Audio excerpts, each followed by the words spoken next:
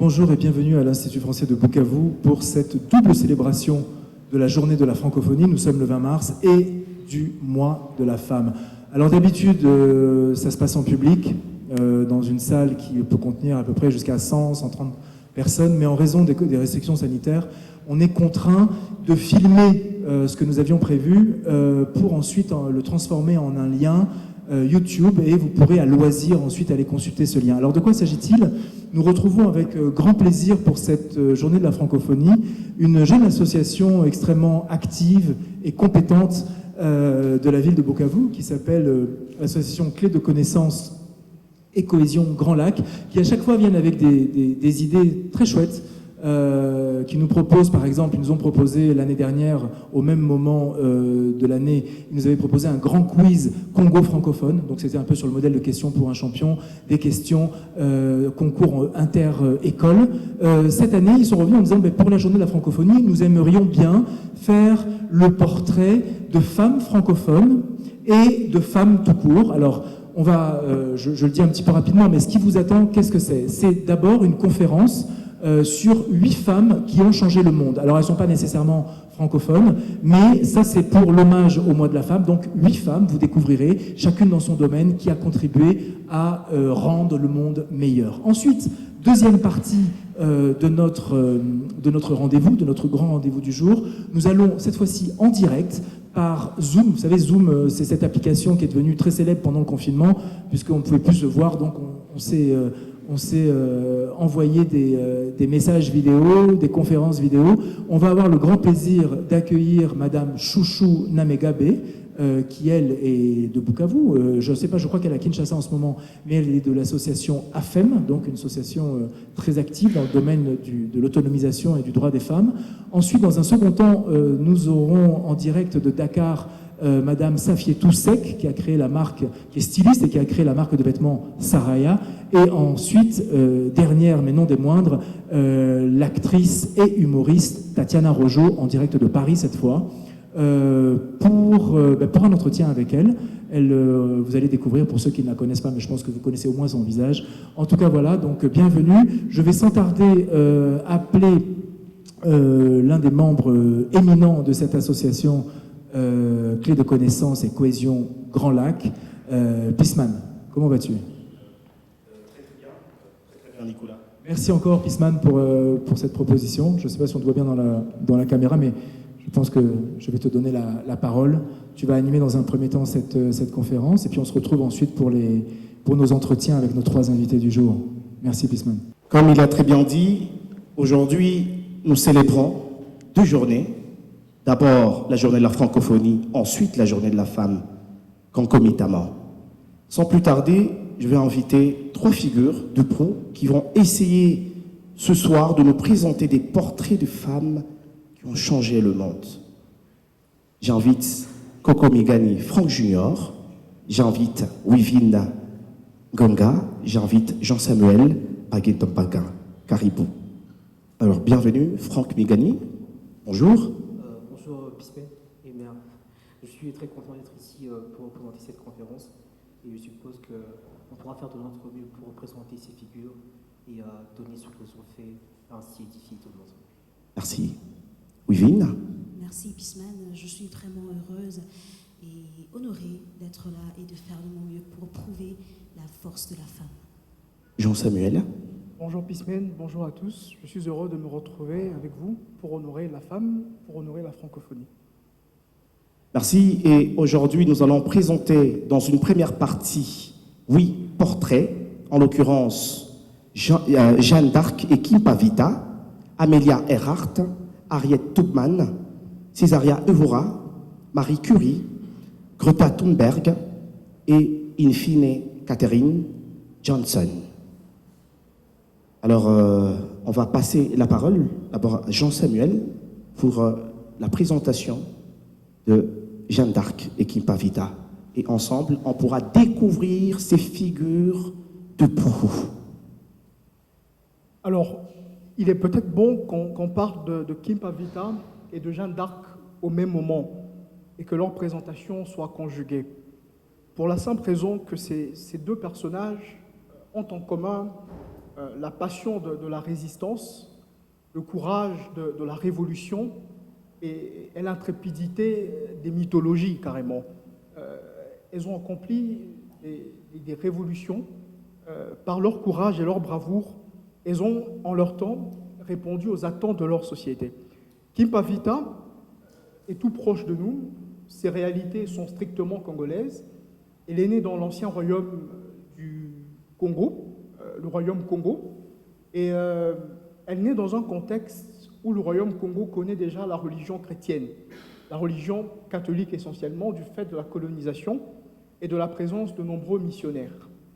Ce qui est intéressant, c'est que, comme vous le savez, les colonisateurs se servent de la religion pour pénétrer le monde africain et pour imposer leur vision du monde à l'Afrique. Kimpavita, inspiré par on ne sait quel génie, probablement par Dieu le Père. Saint-Antoine, par hasard, Franck Mégani.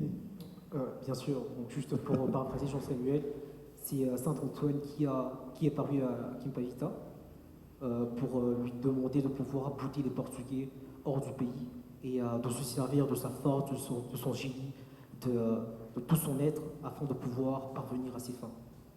Et pour enchérir sur ce que venait de dire Franck, ce n'était pas une néophyte dans le monde de la spiritualité, parce que dès le départ, elle est initiée aux traditions spirituelles du royaume Congo. Bien sûr, bien sûr. Elle avait donc toutes les prédispositions pour entendre la voix des dieux et pour interpréter la voix des dieux, à la différence de Samuel dans la Bible, qui lui, entendant la voix de Dieu, pensant que c'était le prophète Élie. Elle avait les prédispositions nécessaires pour comprendre ce que Dieu voulait lui dire et pour initier la révolution dont il était question. Mais sa révolution n'est pas strictement religieuse. Voyez-vous, il ne s'agit pas d'une hystérie collective ou personnelle. Elle a une révélation qui l'emmène vers les siens, qui l'emmène vers les autres. Et dans la révélation qu'elle reçoit, on lui demande de réunifier l'empire qui était le sien, le royaume Congo, qui à ce moment-là était saucissonné entre plusieurs miettes d'entités. Et à ce moment, elle reçoit quand même le soutien de plusieurs dignitaires de son royaume.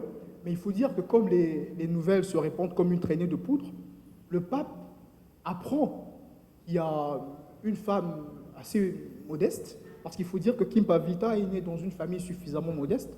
Elle n'a pas suivi des cours de philosophie, de théologie, et le pape s'offusque de voir qu'une noire, qui n'a pas suivi le cursus normal pour parler de Dieu, se présente comme quelqu'un ayant reçu l'inspiration.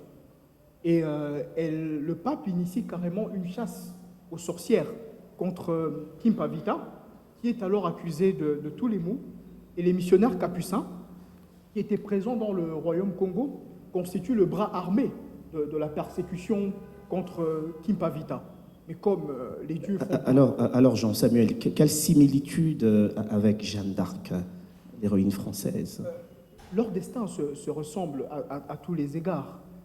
On aurait même dit que c'est une transposition de l'histoire de Jeanne d'Arc qui s'est vécue en République démocratique du Congo, au Congo central, au royaume du Congo de l'époque, ce qui est devenu le Congo central aujourd'hui, une partie de l'Angola et du Congo-Brazzaville. Jeanne d'Arc naît également dans un contexte familial très modeste. Son père travaille dans la ferraille et sa maman est une ménagère. Peut-être que Franck le dirait mieux. Franck, quelle similitude? Parce que Jean-Samuel vient de dire que la vie de Kimpavita est presque une transposition mimétique de la vie de Jeanne d'Arc. Qu'est-ce que t'en dis? Alors, au tout début, comme Jean-Samuel l'a rappelé, Kimpavita et Jeanne d'Arc sont intimement liées, parce que toutes les deux ont reçu un appel de Dieu via Kimpavita, Saint-Antoine, qu'elle voyait d'abord à la peau noire. Et Jeanne d'Arc, c'était, je pense, si je ne m'abuse, Sainte Catherine. Alors, toutes les deux, dès le bas âge, ça a été deux pays meurtris par, comme Jean-Samuel l'a dit auparavant, la colonisation. Les occupants, quoi. Voilà, les occupants. Pour Kimpa, c'était les Portugais. Pour Jeanne, c'était les Français. Alors, les Anglais. Les Anglais. Les Anglais. Merci. Alors, toutes les deux ont reçu de leur intermédiaire la mission de pouvoir bouter l'occupant hors du pays. Alors, c'est ça d'abord la première similitude. Et la seconde, je peux vous dire qu'elle traînait des foules. Jeanne d'Arc était encore une enfant quand elle a reçu l'appel de Sainte Catherine. Je pense qu'il avait encore, 12 ou 10 ou 14 ans, en cette tranche d'âge, et puis elle s'est investie dans l'armée très tôt, très très tôt. Je me rappelle d'abord quand elle avait passé la ligne ennemie d'Orléans, parce qu'Orléans a été occupé par les Anglais. Alors arrivé, il y a un évêque qui lui demande, mais donnez-nous un signe de Dieu. Comment pouvons-nous savoir que Jeanne d'Arc est envoyée par Dieu? Oui. Et puis il a répondu, mon évêque, j'ai parcouru 500 lieues en territoire ennemi, Orléans. Cela ne vous suffit pas comme signe. Elle a demandé une armée, elle est partie, elle a libéré Orléans. C'est elle qui a investi le roi français Charles VII à Reims. Alors, la dernière similitude qu'il peut y avoir, je ne sais pas si on en est déjà là, c'est également leur mort. Parce que toutes les deux sont mortes sur le bûcher. Sur le bûcher, oui. Accusées par les coups d'hérésie. Jeanne d'Arc en 1432, si je ne m'abuse, et Kim Pavita en 1706, si je ne m'abuse tout de même. Voilà, c'est un peu ça. Je peux dire que les trois, appel de Dieu, les trois, bouter l'occupant hors du pays, les trois sur le bûcher. Et voilà, on peut prendre par la bravoure même, parce que les deux ont même guidé, n'est-ce pas, des armées. On peut prendre une petite vidéo pour voir la bravoure de cette fille de 20 ans. Mais c'est carrément 18 ans, de 18 ans à cette époque. 18 ans. Elle est devenue générale des armées de Charles VII à 18 ans. Oui, on peut prendre une petite vidéo justement de Jeanne d'Arc qui justement harangue les armées. Voilà, Richard, un petit extrait. Voilà, ensemble.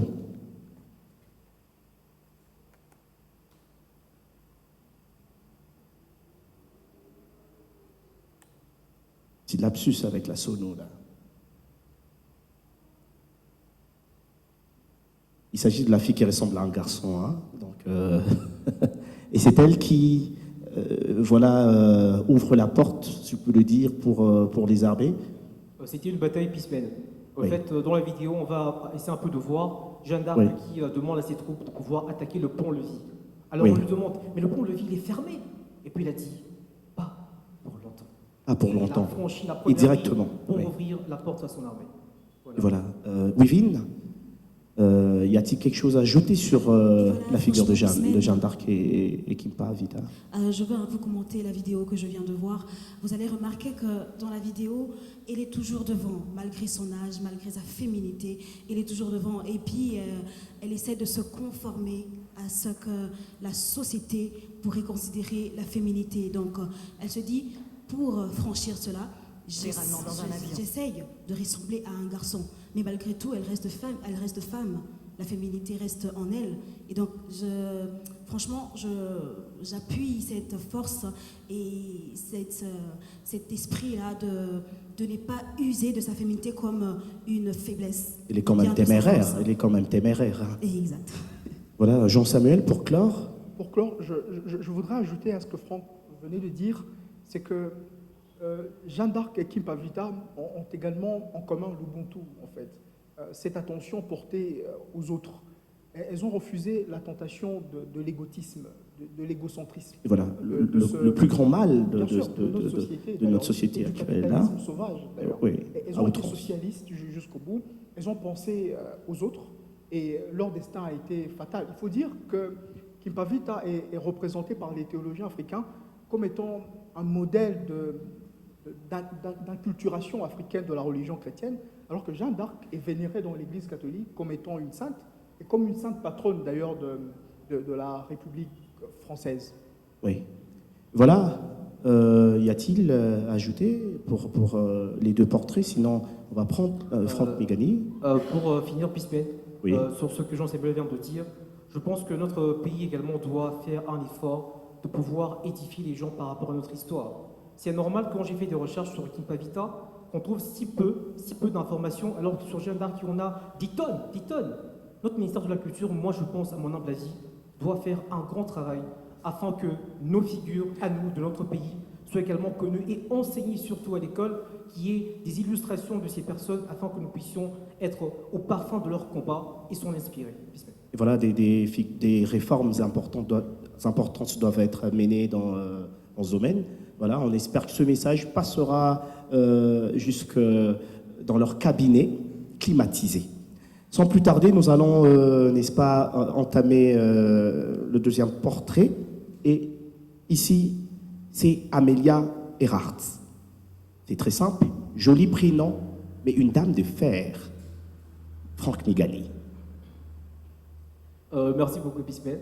Donc, contrairement au portrait précédent de Jeanne d'Arc et de Kim Pavita, Amelia Earhart, si je peux m'exprimer pour la définir en un seul mot, je préférais celui d'aventure. C'est une aventurière, une femme qui n'a pas peur de flirter avec les limites, d'aller toujours dans ses derniers retranchements, de se pousser toujours à bout afin de faire le meilleur, le out excellentia, out nihil, soit l'excellence, soit rien. Rien, carrément. Alors, elle était une aviatrice américaine, donc pour faire d'abord, bref, une globo, elle a été la première femme à réaliser le tour, donc la traversée plutôt de l'Atlantique en solo, en 1932. Oui. Et encore, sa consécration a été celle de pouvoir faire le tour du monde, en avion, bien sûr, En avion, oui. en 1937. C'est un peu ça, une globo. Alors, si on essaie un peu de meubler tous ces deux concepts, j'aimerais vous dire qu'il y a vraiment à boire et à manger. D'abord, au tout début, quand elle était petite, et c'est là que se forge même son caractère, et qu'elle a construit un tremplin en bois avec son oncle, et s'était lancée dessus. Ah, très intéressant. Elle a fait un atterrissage en catastrophe, et s'est même effleuré une lèvre au passage. Qu'est-ce qu'elle s'imaginait au passage? Elle voulait voler, en fait. Oui, elle voulait Elle a voler. une sensation d'euphorie, elle s'est dit, ça, j'aimerais le faire. Et elle explorait également les alentours de sa maison, elle voulait toujours aller au bout. Alors, le truc est qu'en 1920, son papa lui l'a emmené à un aérodrome, c'était l'aviateur Frank Brooks, l'a appris à voler. Elle s'est dit, peu importe les difficultés, je serai une figure de proue dans ce domaine. Alors en 1928, l'aviateur Eaton Riley l'appelle pour être la première femme à faire la traversée de l'Atlantique. Mais, dames et herren, ne vous méprenez pas, elle n'a pas conduit. On ne voulait pas qu'elle conduise, c'était une opération de com, tout simplement. Oui, oui. Alors, elle a été carrément, comment dirais-je, elle n'était pas fière, parce qu'elle se considère comme un gros sac de patates. On voulait faire de l'argent sur son dos. Alors elle s'est dit, moi, je veux le faire seule. Elle a fait des heures et des heures de vol. Elle a posé son avion dans ses derniers retranchements. Elle a fait des records du Elle monde. a eu même à faire un crash d'abord. Oui, écoute, Pismet. Mais ça n'a pas Elle a découragé. fait Hein. un record du monde. Oui. C'était 4400 mètres d'altitude. Oui. À l'époque, personne ne l'avait fait, aucune femme. Alors en 1932, elle se dit, ça y est, je vais faire la traversée de l'Atlantique. Et au début, ça n'a pas été facile. Au début, son tachymètre, son altimètre lâche dans les premières heures. Des bourrasques de vent soufflent de partout. Une fuite de gasoil emplit son cockpit de vapeur. C'était la panique. Elle était fatiguée, éreintée. Carrément une mission suicide, quoi. Après 14h56, elle atterrit dans un champ en Irlande du Nord. Elle l'avait fait. She did it. Et aujourd'hui, Elle a fait. c'est un appel à toutes les femmes, à toutes les personnes qui ont un rêve, une fougue, une persévérance, une passion, une folie, d'aller de l'avant. C'est possible d'écrire notre histoire. Et d'être des premières, hein, Ah ben, bien parce sûr. qu'elle était la première. Bien sûr. Alors ça, c'était la première étape. Je ne sais pas si Oui. on est toujours dans le timing. Oui, Jean-Samuel peut peut-être d'abord Un peu par applaudir et Wivine également, parce que c'est quand même une figure hors norme, Wivine. Franchement, j'applaudis. Oui, alors Jean-Samuel, est-ce que tu as quelque chose à ajouter sur ce portrait? Parce qu'elle a été première à faire la traversée de l'Atlantique, et avec plusieurs autres records, notamment en altitude. Voilà. Ce qui est passionnant, c'est que à ce moment-là, il y a trop peu de personnes qui osent traverser l'Atlantique. Oui. Il y a trop peu d'hommes qui osent traverser Trop peu d'hommes, Trop peu d'ailleurs, d'hommes, oui. qui osent traverser l'Atlantique. Et la technologie, à ce moment-là, n'est pas suffisamment développée pour Et garantir, rudimentaire. Très une rudimentaire, traversée oui. de l'Atlantique. Elle a tenté, elle a osé, et elle y est arrivée. Et elle n'y est pas arrivée qu'une seule fois, elle a accompli beaucoup d'autres hauts faits d'armes, notamment en altitude, et Oui. c'est mémorable. Voilà, Franck, pour clore, parce que le timing, le temps nous est très jaloux. Bien sûr, pour clore je suis convaincu de ça. Alors Oui. pour faire un bref aperçu, elle a également réalisé la traversée du monde, le tour du monde, en 1937. Elle a commencé par Auckland, puis Miami. puis Porto Rico, elle est passée par l'Amérique latine, le Venezuela, le Suriname, l'Afrique, elle a fait le Sénégal, le Tchad, elle a fait l'Asie, le Pakistan, l'Inde, la Birmanie, la Thaïlande, même l'Australie. Alors là où ça a compliqué, c'était en Nouvelle-Guinée. Elle a rencontré des difficultés, une grosse tempête, des difficultés de communication avec l'île de Howland, qu'elle devait relier, qui se trouvait à 4000 km de la Nouvelle-Guinée. Et c'est là qu'elle s'est perdue en vol, le 2 juillet 1937. Je pense que c'était juste, comme on dit en Swahili, bala. Si que bala na bugala qui En Swahili. Et voilà. C'est un proverbe Swahili. On peut prendre une petite vidéo, un petit extrait de vidéo de son vol. D'accord. Pour voir, voilà, là, elle vient de cracher. Elle est en train de faire une démonstration de vol et elle se crache. Elle s'en sort indemne, mais détruit son avion. Les gens dans la foule disent « Vous voyez, c'est un parfait exemple. Les femmes ne peuvent pas piloter des avions. » Et que fait Amelia? Elle court vers un des hangars et se jette littéralement dans un avion. Elle épate la foule par ses acrobaties et un atterrissage parfait. Elle se présente ensuite devant la presse. Pourquoi vous avez fait ça? Je l'ai fait pour prouver que les femmes font d'aussi bons pilotes que les hommes. Et voilà, merci. Les femmes sont aussi excellentes, je dirais, que les hommes.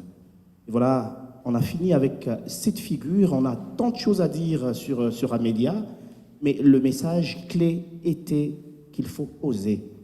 S'il faut être la première, c'est pas Wivine, et toutes les femmes qui nous suivent et qui vont nous suivre, il faut être la première. Et si tu n'es pas la première, sois la seconde. Et ainsi de suite. Ce n'est qu'en essayant, n'est-ce pas, qu'on va y arriver.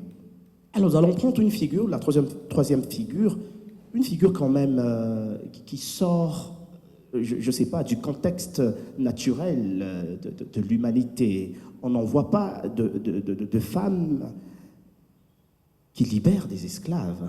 C'est quand même une figure qui m'a beaucoup épaté, Harriet Tubman. Alors, Wivine.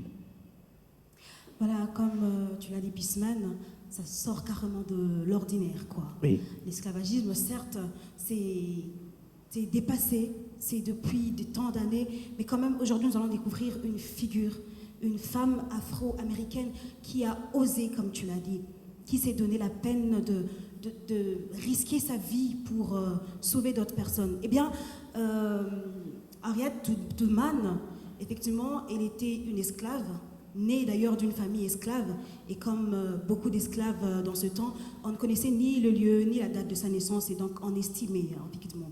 Oui. Alors, tout au début, ce qui l'avait poussé vraiment à combattre l'esclavagisme, c'est l'idée de la séparation. Donc, quand tu es esclave, on te vend n'importe où, selon les revenus.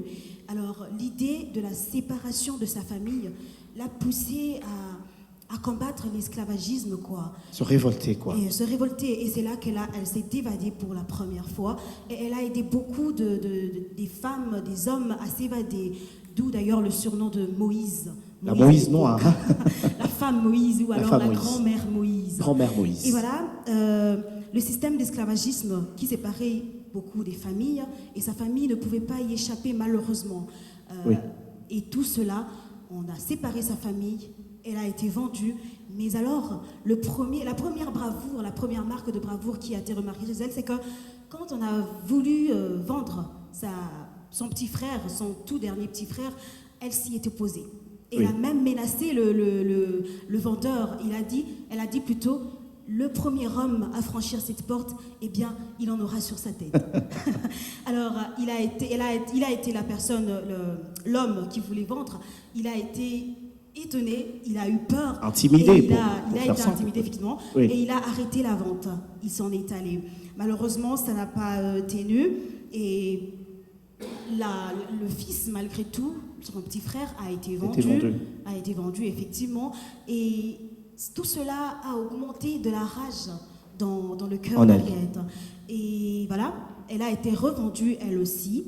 Elle a été revendue, et sa première défaite, si je peux ainsi le dire, c'était lorsqu'elle a eu ce coup sur la tête qui l'a affaiblie, quoi. Au début, elle Elle a été... Il paraît que pour ce coup, elle avait des hallucinations. Effectivement, ça c'est la suite de ce peut-être, coup, de ce coup qu'elle a reçu sur la tête par son président, disons, pas le président, mais alors son maître. Hein, et tout cela est parti d'une simple dispute. Le maître qui veut châtier... Alors pour faire bref, quels sont ses mérites, puisqu'on parle de cette femme courageuse, téméraire, j'en sais rien, mais quels sont ses mérites sur l'échiquier même du leadership féminin? Voilà, c'est que cette femme, après que l'esclavage ait été aboli, elle ne s'est pas arrêtée là. Elle s'est attaquée au racisme.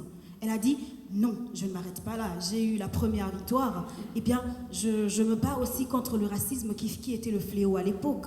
Elle s'est battue contre le racisme et voilà. Contre les droits humains. Exactement. Et elle a remporté. Voilà.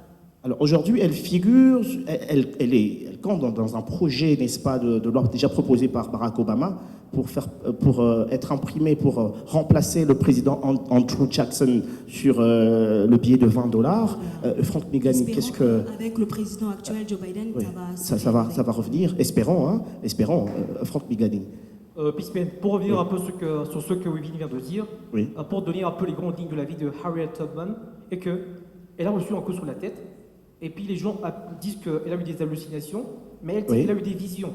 En fait, à l'instar de Jeanne d'Arc et Kimpa, qu'elle devait libérer son peuple. Alors, elle s'est libérée, elle est partie en Pennsylvanie, et là-bas, elle a rejoint le chemin de fer clandestin, le Underground Railroad. C'était un peu un réseau d'esclaves qui ont libéré d'autres. Alors, les gens qui libéraient s'appelaient des conducteurs. Donc, tu cibles une plantation, tu l'attaques, tu libères des esclaves. Alors, les experts se battent un peu sur les chiffres. Certains disent qu'on en a libéré 300, d'autres 700, d'autres jusqu'à 1000. Mais quoi qu'il en soit, c'était une femme remarquable. Dont des hommes, hein? Femmes, hommes et enfants. Bien sûr. Parce qu'à l'époque, le Congrès américain, je crois en 1850, a déclaré le Fugitive Slave Act, la loi sur les esclaves fugitifs. Donc, in concreto, toute personne qui aidait un esclave à fuir, échafaud. Toute personne qui libérait un esclave, échafaud.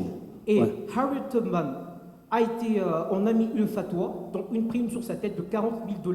$40 000 à l'époque. En 1850. À l'époque. Aujourd'hui, c'est carrément $1 million sur sa tête pour celui qui la capture morte ou vive. Donc déjà, vous voyez l'importance qu'il avait auprès des autorités américaines, également la frousse et la peur, quasiment et elle les terrorisait. Voilà. Donc c'était la première partie de sa vie. Et puis en second, Tubman s'est également inscrite dans l'armée après que le président Abraham Lincoln ait aboli l'esclavage et que la guerre de sécession ait éclaté. Elle s'est engagée dans les troupes nordistes et je crois qu'il y a même une grande bataille, je ne me rappelle pas le nom, mais c'était sur la rivière Mississippi où elle était partie libérer des plantations d'esclaves avec les troupes nordistes, s'il vous plaît. Voilà, c'est un peu ça. Donc, sa vie en tant que conductrice du chemin de fer clandestin, sa vie en tant que militaire de l'armée américaine, et également pour se battre pour être toujours au début, la première, pour être toujours celle qui fonce en premier les premières. Alors Jean-Samuel, y a-t-il quelque chose à ajouter sur ce portrait si lumineux qu'est Harriet Tubman? Pour finir, il faut dire, à la suite de Wivine, c'est que à la suite de l'abolition de l'esclavage, elle a également milité pour le droit de vote des femmes. Parce qu'à l'époque, les femmes n'avaient pas le droit de voter. Elles n'avaient pas la capacité électorale, comme on le dit. Elle a milité suffisamment pour que les femmes obtiennent le droit de vote. Ce qui est aussi intéressant, c'est qu'elle a pu faire preuve d'adaptabilité face aux situations de son temps. Elle a pu faire face à l'esclavage. Lorsque l'esclavage a pris fin, elle a fait face au combat pour les droits civiques et enfin elle a pu faire face au combat en vue du droit de vote des femmes. Elle ne s'est pas ratée, hein? Elle ne s'est pas arrêtée en chemin, donc elle a poursuivi son bonhomme de chemin jusqu'au bout du tunnel. Wivine, pour clore. Et voilà, pour clore, je voulais juste rappeler qu'après sa mort, où elle est morte dans un hospice de vieillards qu'elle a même fondé. Elle-même, hein? Elle-même, elle a participé à la fondation. Eh bien, chaque 10 mars, qui est la date de sa mort, elle est célébrée comme jour férié. Voilà. aux États-Unis. Ça s'appelle le Harriet Tubman Day. Exact. Oh, très Pour prouver que intéressant. Elle a réellement, un jour c'est férié, vraiment une femme. battu, hein. Ah, très intéressant. Et voilà, on va poursuivre avec, on va naviguer, on va changer de cap pour prendre, n'est-ce pas, une figure qu'on appelle, je ne vais pas donner le nom, la dame, la diva, aux pieds nus. Alors, là, on va prendre d'abord un petit extrait de vidéo, ça va? Merci Richard. On va prendre pour Harriet Tubman. C'est un film qui va sortir, ou qui est déjà sorti. Elle est en avant, hein? Harriet Tubman. Une héroïne, quoi.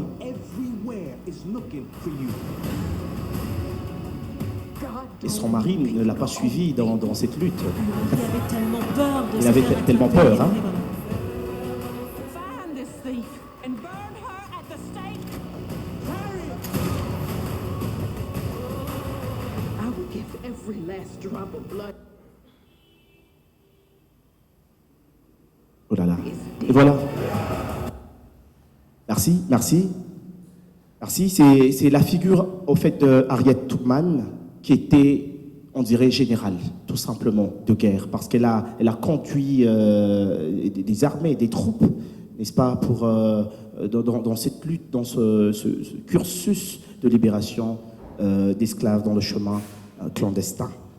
On va changer de cap, comme je le disais, et on va prendre la diva aux pieds nus. Pourquoi la diva aux pieds nus? On va le découvrir. Elle s'appelle Césaria Evora. Alors, on va commencer avec Franck. Qui est-elle, Césaria? Merci beaucoup pour la parole, Pismet.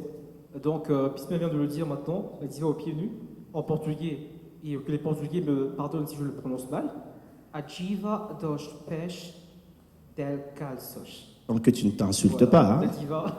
La diva aux pieds nus. La diva aux Voilà. pieds nus. Donc, en fait, pour la petite histoire, Césaria Evora chantait toujours pieds nus. Pour elle, c'était une manière de pouvoir sentir, de se connecter à l'énergie de la Terre. Parce qu'on se rappelle qu'elle est du Cap-Vert, le Cap-Vert qui est un petit archipel au large du Sénégal, pas trop riche, hein, pas trop riche. Et elle-même, Césaria Evora, dès le bas âge, elle a grandi dans une famille assez modeste. Elle a perdu ses parents à l'âge de 7 ans, elle a dû galérer, elle a vraiment dû se battre. Et en tête, elle n'a pas perdu le rêve qu'elle avait d'être une chanteuse connue. Comme Franck était en train de le dire, à 17 ans, elle rencontre celui qui allait devenir son mentor et son parrain dans l'exercice de l'art musical. Et tout de suite, son parrain remarque qu'elle a un talent particulier, qu'elle chante très bien. Elle lui propose de commencer à prester dans de petites cérémonies, dans des bars, dans des concerts. Et c'est ce qui lui vaut déjà une certaine popularité dans son milieu. Il faut dire aussi qu'elle a réalisé 54 ans de carrière musicale, 54 ans de carrière au sommet, puisqu'en C'est une 2004... sacrée longévité, Jean-Samuel. Bien Une sûr, sacrée longévité. 54 ans de carrière, c'est suffisamment énorme. Il faut être du genre Panthéon pour en faire autant. Et en 2004, elle reçoit les Emmy Awards, qui sont Oui. une récompense prestigieuse dans le monde culturel et artistique. Et d'ailleurs, en 2013, Stromae, qui fut un chanteur célèbre, avoue avoir été suffisamment influencé par elle et que celle-ci a constitué, Oui. bien évidemment, son modèle. D'ailleurs, pour un peu te compléter Jean-Samuel, Césaria a été connue, je pense, vers les années, fin des années 80, début 90, par une chanson célèbre qui s'appelait Sodahachi. Et je pense, si on recherche cette chanson sur Internet, elle chante là-bas avec le groupe Kassab. Vous connaissez tous ce fameux groupe qui a créé le rythme zouk. Donc, elle était devenue carrément une icône. Et en 2003, le gouvernement du Cap-Vert, si je ne m'abuse sur la date, en 2003, là, a décidé de la mettre sur le billet de 2000 escudos, qui est la monnaie du Cap-Vert. Donc, c'est un peu la preuve que pour être important, il ne faut pas nécessairement être un militant ou être un scientifique ou être un politique. Je pense que dans chaque domaine de la vie, on peut y trouver de la ressource, des nutriments, afin de pouvoir être au sommet, être le premier, être célébré et pouvoir réaliser ses rêves. Je pense que c'est un peu ça le plus important si on parle de Césaria Évora, depuis d'où il est venu jusqu'à la fin de sa carrière, Jean Samuel. Oui, ce qui est aussi intéressant, c'est qu'elle a su tirer profit d'un atout culturel de son pays, la musique.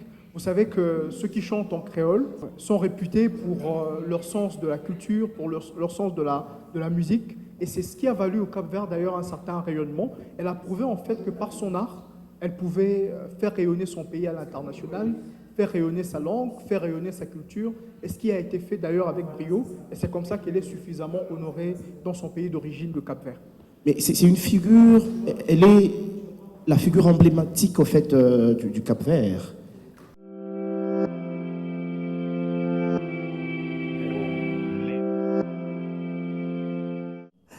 On va prendre, n'est-ce pas, ces trois dames. Ce soir, on va faire intervenir Madame Chouchou Namegabe, une figure de proue de l'association AFEM, Association Femmes des Médias. Après, on va prendre une dame, mademoiselle Safié Toussek, qui est une créatrice de mode sénégalaise, de la marque Saraya. D'ailleurs, Beyoncé a eu à porter ces vêtements, les vêtements Saraya. Et in fine, on va prendre la troisième figure, Tatiana Rojo, merci Jean-Samuel, une humoriste et cinéaste franco-ivoirienne, qui a joué dans le film, pour ceux qui l'ont déjà vu. Franck? Qu'est-ce qu'on a fait au bon Dieu? C'était la sœur de Charles, elle s'appelait Viviane dans le film. Et voilà. Et voilà, l'intervention, comme on l'a dit déjà ab initio, ab ovo, l'intervention de ces trois femmes, ce sont des figures actuelles qui peuvent servir d'exemple. Elles vont nous dire leur expérience, d'abord leur CV, et puis quelles ont été les difficultés. Peut-être il y aura des questions. Nous, on va poser des questions. On va se superposer au public boukavien, au public de la République démocratique du Congo, pour poser quelques questions à ces femmes, afin qu'elles puissent nous dire comment est-ce qu'elles ont réussi, quelles ont été les difficultés. Mais, et voilà, dans l'objectif, bien entendu, Jean-Samuel, de changer les mentalités, d'encourager à agir. Alors vous allez nous excuser pour Madame Chouchou. Aujourd'hui, c'est l'anniversaire de son petit enfant, son enfant de 9 ans. Peut-être qu'il y aura un peu de bruit aujourd'hui. Chouchou, je vous présente donc nous sommes, c'est la journée de la francophonie, mais en fait en même temps la journée, pas la journée, mais le mois de la femme, d'accord. Nous sommes donc à l'Institut français de Bukavu ici, et sur l'initiative d'une jeune association qui s'appelle Clé de connaissances, Cohésion Grand Lac. Je vous présente ici Monsieur Pisman. Voilà. Je vous présente ici Monsieur Franck, qui est là. Voilà. Donc ces deux messieurs sont deux figures représentatives d'un mouvement, d'une association qui compte plusieurs. Vous êtes combien dans l'association d'ailleurs? 8. Ils sont 8. Et c'est eux qui ont eu l'idée de vous contacter pour, en tant que femme francophone, finalement symboliser à deux titres cette journée, en tant que femme activiste et en tant que francophone. Donc on est très fiers de vous rencontrer. Sachez que l'entretien que nous avons là va être filmé. Vous avez une caméra qui est derrière, qui est en train de prendre l'écran. Et vous allez retrouver cet entretien sur un lien YouTube qui sera mis en ligne à partir de lundi. D'accord? Donc, Pisman, je te laisse peut-être présenter Madame Chouchou. Et voilà, Madame Chouchou, comme on l'a dit, je vais demander aux autres de s'avancer, hein, même debout, on va s'avancer, oui, juste ici, Jean-Samuel, on va s'avancer. Comme nous l'avons dit, c'est une figure de proue qui a été célébrée, qui a inspiré beaucoup de personnes dans la ville de Bukavu, plus précisément dans la province du Sud-Kivu et dans la République démocratique du Congo. Et nous sommes très très fiers que nous sommes très très fiers d'être en fait, n'est-ce pas, de Bukavu comme vous l'aviez été. Alors, vous êtes une figure de proue de AFEM, vous avez œuvré dans le journalisme, vous avez œuvré pour les droits des femmes, pour les droits humains. Alors, est-ce que vous pouvez nous faire une petite économie générale de votre biographie, brièvement, pour nous tous, brièvement? Merci beaucoup. Comme vous le savez, je m'appelle Chouchouna Megabe. Je suis journaliste et activiste de droits humains. Je suis issue d'une famille modeste, bon, très pauvre, je dirais. Et je suis d'une famille de 9. Et donc, je suis née à Bukavu, née et grandie à Bukavu, comme vous le savez. Et je me suis retrouvée en fait dans le journalisme par hasard. Parce que j'ai été ramassée dans la rue par une dame qui est mon mentor. Et il s'appelle Aziza Bamboué Clotilde. Et donc à l'époque, je venais de terminer seulement l'école secondaire. Et elle m'a amenée à la radio. Elle m'a appris à parler au micro. Elle m'a tout appris. Et donc c'est comme ça que j'ai eu le micro. La radio est devenue ma passion. Et donc, je me suis formée sur l'État, parce que je n'ai pas fait le journalisme, mais entre-temps aussi, j'ai combiné avec les études supérieures. Et donc, je me suis formée sur l'État, j'ai fait des stages par-là, notamment à la RTBF en Belgique. J'ai beaucoup lu. Et comme c'était vraiment une passion, après, donc, il n'y a pas... donc après, j'ai vraiment voulu faire des études en journalisme et Dieu merci, j'ai fini mon master en management des médias. Donc c'est ça mon parcours. C'était pas vraiment un parcours facile, comme vous le savez. Donc c'était dans un monde qui est très masculin, le monde des médias. Et à l'époque, je me rappelle avec Aziza, on n'était pas nombreuses. Quand on voulait même créer l'association de femmes de médias, on n'avait pas plus de 5 femmes journalistes. Et même l'image que les gens avaient de la femme de médias était erronée.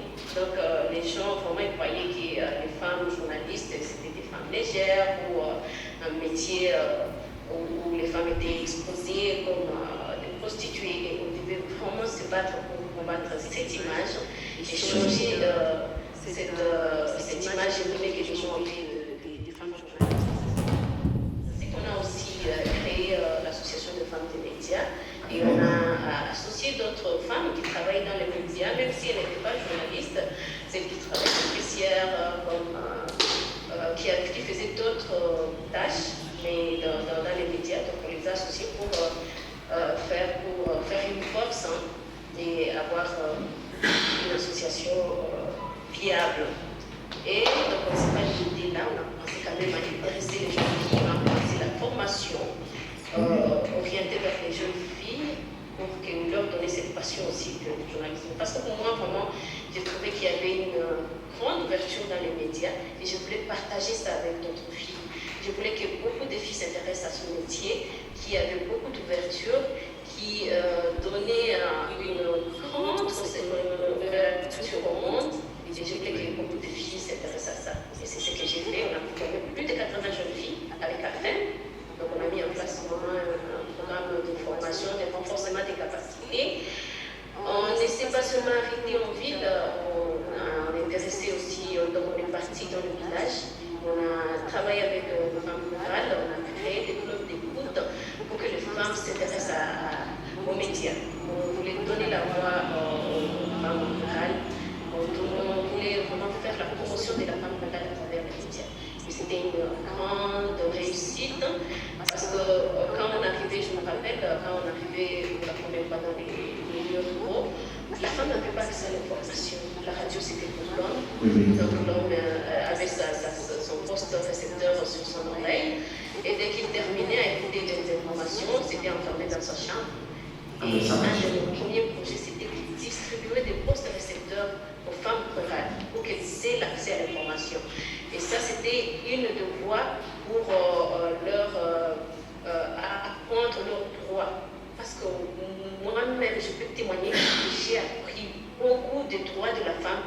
travers ce métier de journaliste. Donc je ne connaissais rien, j'ignorais beaucoup de choses. J'ai vécu beaucoup de cas où j'ai vécu des violences qui étaient perpétrées dans des familles et donc des violences basées sur les gens pour montrer que la femme ne valait rien. Nous, on répétait ça tout le temps. Et notre si on dit, ça va s'arrêter dans la cuisine de nos maris. Et donc, ça me faisait toujours réfléchir. Ça faisait à ce que je fasse une émulation pour que je puisse continuer mes études. Sinon, issu d'une famille pauvre, si mon père pouvait choisir, il pouvait seulement faire étudier mes frères. Et il le disait. Mais quand il trouvait que je faisais mieux que les garçons, il disait, ah, d'accord, les pieds à toi, et donc, tu vois que c'était vraiment Donc, on va vous dire pour madame. Donc, on va vous dire pour madame d'abord, s'il vous plaît. Parce que nous, on a voulu inspirer, on a voulu que vous puissiez, n'est-ce pas, donner votre vie pour inspirer toutes ces femmes. Vous êtes au-dessus de la mêlée. Hein. Vous avez un Sema, à la Bulgaire, dans un maçon. Alors, nous, on est là comme vos enfants, comme vos petits frères, vos petites sœurs, et on vous écoute pour que nous soyons inspirés et qu'on puisse également aller de l'avant. Madame. Mais merci beaucoup. Vraiment, c'était un combat. Bon, je ne réalisais pas que je devais faire une émulation, mais je me disais, parce que j'aimais les études, et quand on me chassait de l'école pour n'avoir pas payé les Minerval, donc ça me faisait très mal. Je me disais, si j'arrête là, c'est fini ma vie. Donc, je voulais vraiment, j'aimais ça. Et donc, je voulais faire mieux, et c'est ça qui m'a sauvée. C'est après que j'ai fait une rétrospection que je me suis dit, oh, en fait, si je ne travaillais pas bien, je n'allais pas finir ces études. Je ne serais pas ce que je suis aujourd'hui. Et donc, c'est un témoignage que j'ai donné toujours aux jeunes filles. Et même donc, quand j'ai appris ce qu'étaient les droits humains, les droits de la femme, la première chose que j'ai fait, c'était d'aller enseigner ça dans ma famille. J'ai commencé dans ma famille. Parce que chez nous, donc, on nous montrait que les travaux ménagers, c'était pour les filles et que les garçons ne pouvaient rien faire. Je me rappelle un jour, en faisant la vaisselle, j'avais demandé seulement à mon frère de m'aider à nettoyer, donc à nettoyer pour la deuxième fois, comme on appelait Koutia là. Et mon père m'a trouvé, il m'a battu ces jours. Je me suis demandé c'était quel péché que j'avais commis. Donc, c'était seulement parce que j'avais fait laver les assiettes à son fils. Il disait, mon fils, tu lui fais laver les assiettes, vraiment. Et ça, c'était vraiment un péché. Il m'a battu. Et donc, quand j'ai appris les choses, donc quand j'ai appris les droits et que toutes les tâches pouvaient être partagées en ménage, donc je suis rentrée dans ma famille pour apprendre ça. Et je vous garantis que mon frère, c'est le meilleur homme genré qu'il ait poussé. Donc il a bien pratiqué, il a bien compris. Actuellement, il fait même les sensibilisations dans les villages sur les droits humains, sur les droits de la femme. Il sert comme exemple. Donc même mon père, il a changé, il a beaucoup changé. Il était alcoolique. Il est converti. Ma mère était une femme battue, nous-mêmes. Mais tout ça, ça a changé, vraiment avec l'aide des dieux. Mais on a vu vraiment un grand changement. Donc ça ne s'est pas arrêté là-bas. On a continué à faire les sensibilisations dans le village sur le droit de la femme. On a beaucoup de success stories. Les femmes qui ne pouvaient pas parler en public, mais avec les sensibilisations des FM, elles ont commencé à animer, à présenter les émissions. Et donc, quand elles présentaient ces émissions, elles étaient écoutées par toute la famille, par toute la communauté. Et ça libérait la parole. Elles ont compris que la femme avait aussi droit à la parole. Et à travers ces formations, les femmes ont commencé à faire des sensibilisations, même à être accompagnées par leur mari. On a des histoires de succès avec Moalou Djouiré, qui avait même amené son mari dans les sensibilisations. Il y a des femmes qui commençaient à être nommées comme gardiennes de coutume à partir de ces sensibilisations qu'on a même orientées vers les chefs coutumiers, les chefs traditionnels. Donc, on a beaucoup lutté aussi contre les violences sexuelles et basées sur le genre. Pas seulement les violences sexuelles parce qu'on donnait la voix aux victimes, aux survivantes, mais aussi toutes les formes de violences basées sur le genre. Et vraiment, j'apprécie la résilience de nos femmes, des femmes congolaises, des femmes de l'Est et des femmes du Kivu. Malgré tout ce qu'elles ont vécu, ce ne sont pas des femmes qui sont restées dans l'état de victimisation. Non, le contraire, elles ont toujours voulu à faire changer les choses. Elles étaient toujours engagées, donc quand on leur... et elles avaient des idées, des changements.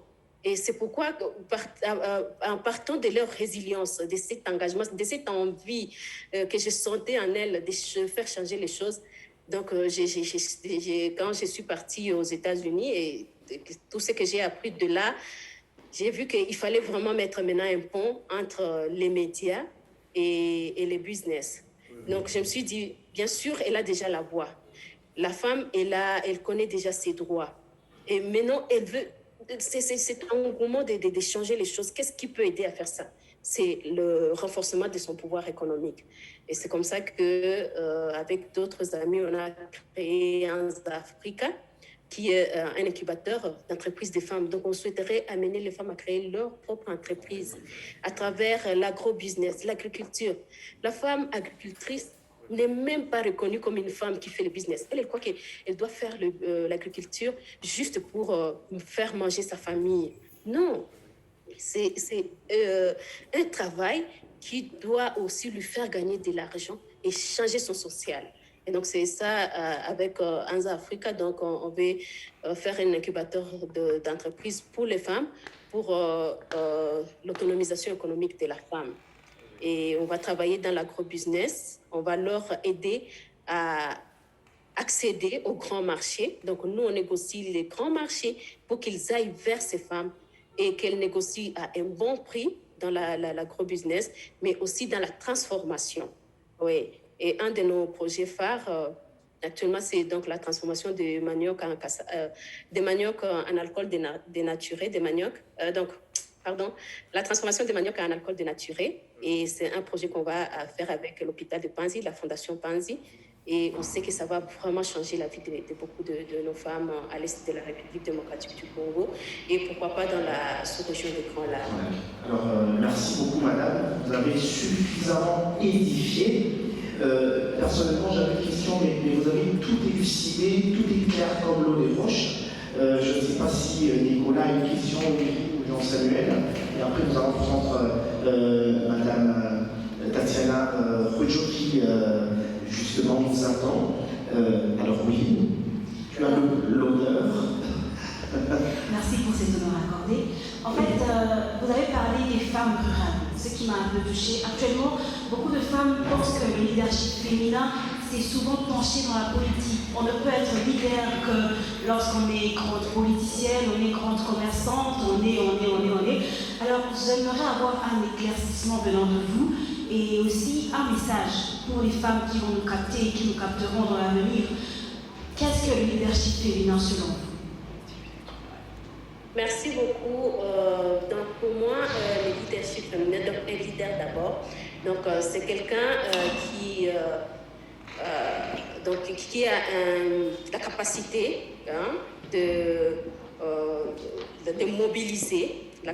de mobiliser, des gens autour d'un idéal, autour d'une vision. Et donc pour moi, une femme leader, elle a cette capacité de mobiliser du monde autour d'elle, autour de sa vision, autour de son idéal. Et donc, moi, j'ai cet idéal d'un changement social, d'une femme forte, la femme, surtout la femme rurale, qui se prend en charge et qui change aussi le monde. Et donc, pour moi, je ne dirais pas que la femme leader, c'est seulement la femme qui est engagée en politique.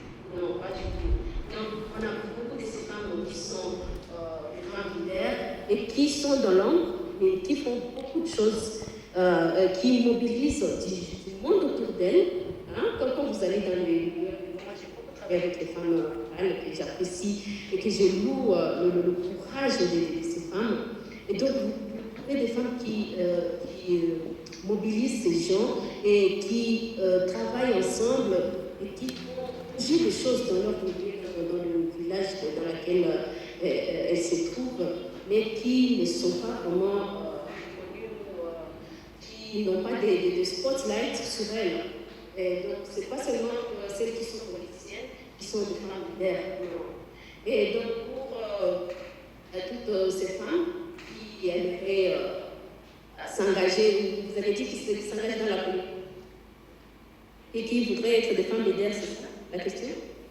C'était c'est quoi la femme leader en fait? C'est quoi le leadership? Pour celles qui voudraient être leader, et déjà, Madame a répondu que ce n'est pas seulement dans la politique, c'est dans plusieurs secteurs qu'on trouve le leadership, Madame Chouchou. Oui. Avec un idéal, oui, avec une vision et un idéal, oui. Alors, merci beaucoup. Peut-être Jean-Samuel, Franck, ça va? Oui, une question pour Madame. Personnellement, je ne savais pas l'aspect business que Madame Chouchou a développé maintenant. Je suis très touché. Alors, par rapport à l'incubateur Asa Africa, où est-ce qu'on est? Est-ce que votre objectif est en train d'être atteint? Êtes-vous satisfaite du nombre de femmes qui viennent pour ce genre de financement afin de commencer leur affaire? Où est-ce qu'on est avec Asa Africa? Oui, merci beaucoup. Donc, vous savez que la situation de Corona a beaucoup arrêté, donc a bousculé beaucoup de projets, beaucoup de programmes, et ça a aussi impacté le projet des Asa Africa. Donc, je ne peux pas dire que je suis déjà satisfaite de là où nous en sommes. Mais quand même, on a déjà commencé quelque chose quelque part, parce qu'on a déjà des partenaires qui vont travailler avec Asa Africa dans l'agro-business. Et on a déjà ces marchés qu'on est en train de négocier, des partenariats, par exemple avec la Fondation Banzi. Et aussi, récemment, on a été avec le centre de recherche de l'INERA pour expérimenter une nouvelle culture d'orge qu'on veut aussi développer et faire de ça un business des femmes. Et on est en train de négocier donc, le contrat pour la multiplication de ces semences avec Heineken.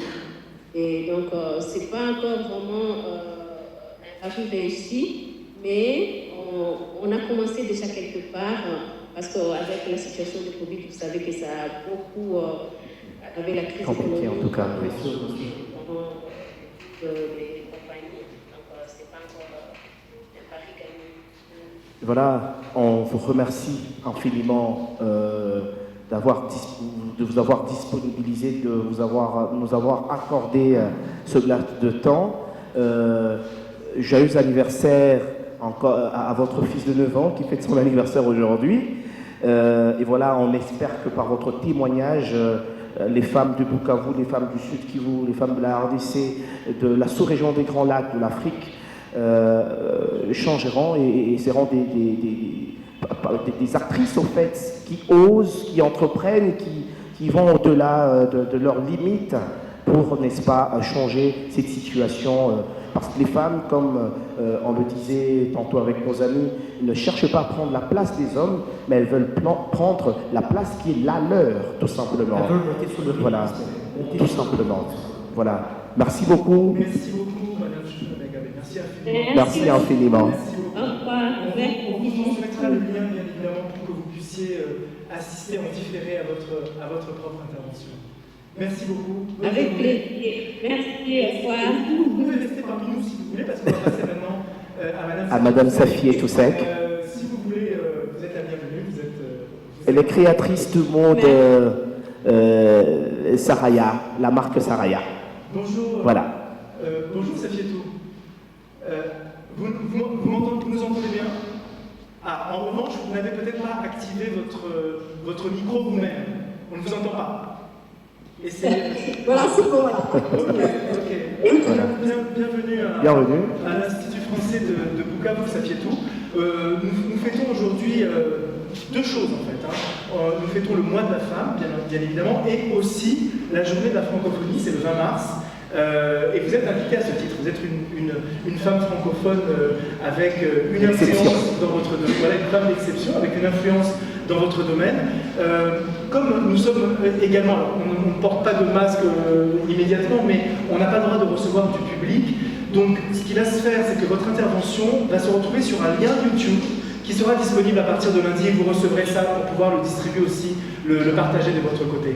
Donc nous organisons cette journée avec Monsieur Pisman que vous voyez ici, qui est l'un des 8 membres d'une jeune association à Bukavu très active dans le domaine de la culture générale, des concours d'éloquence, et c'est à eux que nous devons cette initiative aujourd'hui de femmes d'exception. Donc bienvenue. Vous avez un petit public que vous ne voyez pas qui est en face de vous avec une quarantaine de personnes, mais surtout vous aurez beaucoup plus de gens lorsque le lien sera diffusé sur les réseaux. Bienvenue Madame Safietou, je vous laisse entre les mains de Pisman et de ses collaborateurs. Alors, merci beaucoup. Voilà, alors Madame Safietou, Sek, vous êtes créatrice de mode de nationalité sénégalaise et vous avez créé une marque qui n'est pas seulement nationale, qui est internationale, qui a traversé les confins de votre pays pour prendre les confins de l'Afrique et qui est allée au-delà des mers pour n'est-ce pas, prendre les autres continents, notamment l'Amérique. Alors, quel a été ce parcours? Par où est-ce que vous avez commencé? Parce que là, vous êtes dans une phase, vous êtes au summum de votre, disons, de votre, comment dirais-je, de votre Franck, tu disais? De votre art. De votre art, voilà. Alors, quel a été le début, les difficultés du début, et puis comment est-ce que vous les avez surmontées pour vous hisser au sommet? Alors d'abord, merci pour cette invitation. Franchement, je me sens très honorée donc, de faire partie de cet événement. Alors, en fait, mon métier, c'est la mode, mais en fait, je suis une passionnée de la mode, mais en fait, j'ai une formation, je suis économiste de formation. Ah. J'ai toujours été, je suis économiste de formation. Oui. Donc, j'ai toujours été une passionnée de mode, en fait, depuis très jeune. D'ailleurs, chez moi, on m'appelle l'artiste parce que j'avais toujours une manière très particulière de m'habiller, de faire des combinaisons, etc., etc. Oui. Mais vous savez, on est dans une société qui est très difficile parce qu'être styliste n'est pas forcément vu comme étant un métier. Oui. D'abord une passion, donc, il fallait faire quelque chose de plus sérieux, il fallait être soit fonctionnaire ou voilà, se concentrer dans un domaine qui allait être pris plus au sérieux. Donc, j'ai décidé l'économie. Oui. Donc, j'ai fait de l'économie, j'ai fait toutes mes études secondaires, universitaires, donc en Amérique du Nord. Oui. Et j'ai fait vraiment ce qu'il fallait faire. Je n'ai pas fait forcément parce que bon, je voulais le faire. Mais j'avoue que ça m'a beaucoup aidé après. Oui.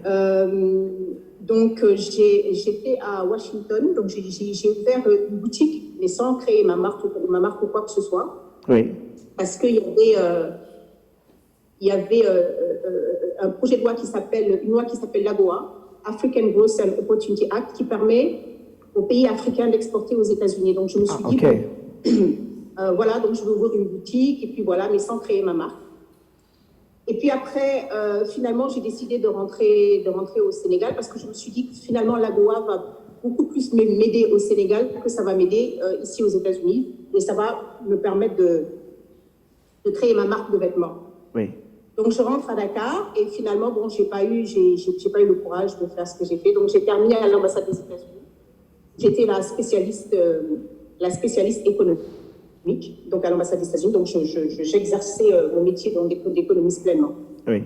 Et puis bon, il y a eu un gros déclic et finalement donc j'ai décidé, comme on dit, chasse le naturel, il revient au galop. Il y a toujours des choses, il y a toujours cette passion qui vous tape derrière et qui vous dit non, je suis encore là. Et je ne me suis pas rendu compte à quel point j'étais prête. Je vais avoir 51 ans le 31 mars. Ok. Et je ne me suis pas rendu compte que pendant toute ma vie, j'ai travaillé sur ce projet. Même quand j'étais à l'ambassade des États-Unis. Et après, bon, évidemment, le fait que j'ai fait de l'économie m'a énormément aidé dans la création de ma société. Et c'est là qu'en 2015, j'ai décidé de créer Saraya et c'est allé très, très, très, très vite. Voilà, merci. On va peut-être passer la parole à Wivine, une dame de Bukavu, pour essayer peut-être également de s'inspirer de votre vie, puisque vous aviez étudié, vous avez fait l'économie, vous étiez dans un cursus, disons, diplomatique. Il y avait une nature en vous qui disait, et voilà, je suis toujours là, Safi et tout, mes passions sont là. Et voilà, dans cette société où on laisse les femmes pour compte, où les femmes ne font pas ce qu'elles veulent, elles sont dictées, on leur dicte quoi faire, comment faire, pourquoi faire. Et voilà, peut-être Wivine, un mot. Voilà, c'est comme tu as lu dans les pensées, je vais te demander entre la passion et le fait que les parents nous disent ce que nous devons faire, sans oublier la société, comment elle a pu surmonter les difficultés qu'elle a rencontrées, aller passer par la bonne femme, franchement, c'est pas donné à tout le monde. Ou quel est le conseil que tu peux donner aux femmes bukaviennes de la République démocratique du Congo qui se limitent qui sont limitées pour elles, en fait. Oui, voilà. Alors, ce que je peux vous dire, c'est qu'il faut vraiment vous écouter, il faut écouter votre passion.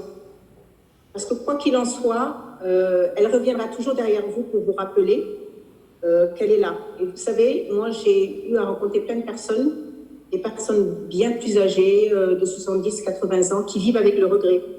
Parce que ces personnes n'ont pas pu vivre leurs rêves. Mais ce qui est encore plus extraordinaire par rapport à la passion, c'est que, quel que soit le challenge que vous traversez, quand vous ouvrez votre compagnie, c'est la passion qui vous fait rester. Quel que soit le challenge. Un challenge d'argent, un challenge de quoi que ce soit, ça vous fait rester. Moi, je connais des gens qui sont rentrés dans un business, pas parce qu'elles étaient passionnées, elles l'ont fait parce que quelqu'un d'autre a fait, ou par exemple, Madame Sek a créé Saraya, bon, moi aussi je vais créer Saraya parce que ça a l'air de marcher. Non. Il faut le faire vraiment parce que vous êtes passionné. Et c'est la passion qui va vous faire rester. Quoi qu'il en soit, c'est la passion qui va vous faire rester. Donc, il faut vous écouter. Les parents, ils ont fait leur vie. Les autres qui sont autour de vous sont en train de faire leur vie. Et après, ils partent. Et vous restez seul, livré à vous-même. OK? Et vous allez regretter. À 70 ans, 60 ans, 50 ans, je ne sais pas. Et vous allez suivre comme un mouton, en fait. Vous allez suivre ce que les autres font, mais vous n'allez pas vous suivre, vous, en fonction de ce que vous voulez, de comment vous vous définissez. Donc, il n'est jamais trop tard, mais il faut le faire. Et je vous parle en connaissance de cause. Parce que moi, maintenant que je suis dedans, j'ai commencé à 45 ans, et je me dis, mais mon Dieu, j'aurais dû commencer depuis bien plus longtemps que ça. Parce qu'à peine j'ai commencé en 2015, les choses sont allées très vite. Oui. J'ai eu à visiter plus de 30 pays. Je me rappelle, en 2016, j'ai pris l'avion juste en un mois, 26 fois. Waouh! 26 fois. 26 fois. Tellement que les choses sont passées. Et les gens le sentent. Et quand vous êtes passionné, les gens le sentent. Donc, vous attirez les gens. Vous devenez un aimant. Donc il faut vraiment, comme je dis, il n'est jamais trop tard, mais il faut le faire. Il ne faut pas avoir peur. Est-ce que, Madame Saraya, pour vous paraphraser, est-ce qu'avec Madame Safi et tout, c'est que, pour vous paraphraser, c'est qu'avec la marque Saraya, vous avez été plus ambassadrice qu'à l'ambassade des États-Unis, au fait. Oui. Non, ça c'est clair. Oui, non, mais ça c'est clair. C'est-à-dire que quand j'étais à l'ambassade des États-Unis, bon, déjà, je n'avais pas encore commencé Saraya, mais je faisais quand même mes propres vêtements. Et je me rappelle, il y a le président Obama et sa femme qui sont venus à Dakar. Et c'est ça qui a été le déclic, en fait.